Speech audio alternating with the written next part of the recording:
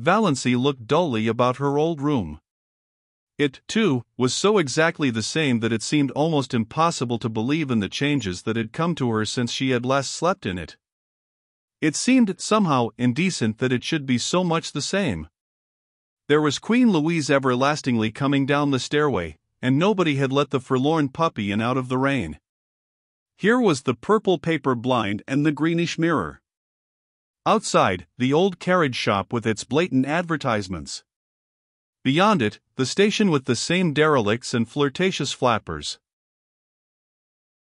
Here the old life waited for her, like some grim ogre that bided his time and licked his chops. A monstrous horror of it suddenly possessed her.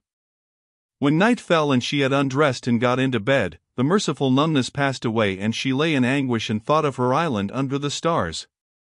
The campfires, all their little household jokes and phrases and catchwords, their furry beautiful cats, the lights agleam on the fairy islands, canoes skimming over mistawis and the magic of morning, white birches shining among the dark spruces like beautiful women's bodies, winter snows and rose-red sunset fires, lakes drunken with moonshine, all the delights of her lost paradise. She would not let herself think of Barney. Only of these lesser things. She could not endure to think of Barney. Then she thought of him inescapably. She ached for him. She wanted his arms around her, his face against hers, his whispers in her ear. She recalled all his friendly looks and quips and jests, his little compliments, his caresses. She counted them all over as a woman might count her jewels, not one did she miss from the first day they had met. These memories were all she could have now. She shut her eyes and prayed. Let me remember every one, God. Let me never forget one of them. Yet it would be better to forget. This agony of longing and loneliness would not be so terrible if one could forget. And Ethel Travers. That shimmering witch woman with her white skin and black eyes and shining hair. The woman Barney had loved. The woman whom he still loved. Hadn't he told her he never changed his mind? Who was waiting for him in Montreal? Who was the right wife for a rich and famous man? Barney would marry her, of course, when he got his divorce. How Valency hated her! And envied her. Barney had said, "I love you," to her.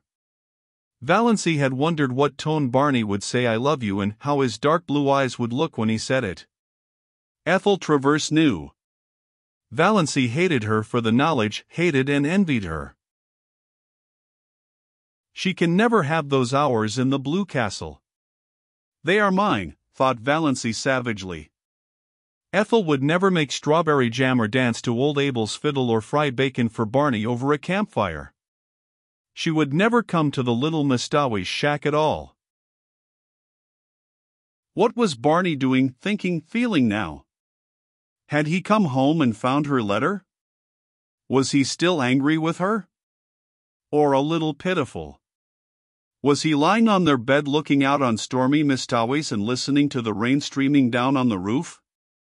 Or was he still wandering in the wilderness, raging at the predicament in which he found himself? Hating her?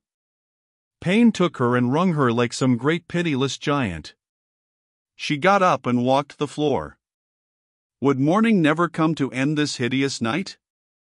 And yet what could morning bring her? The old life without the old stagnation that was at least bearable.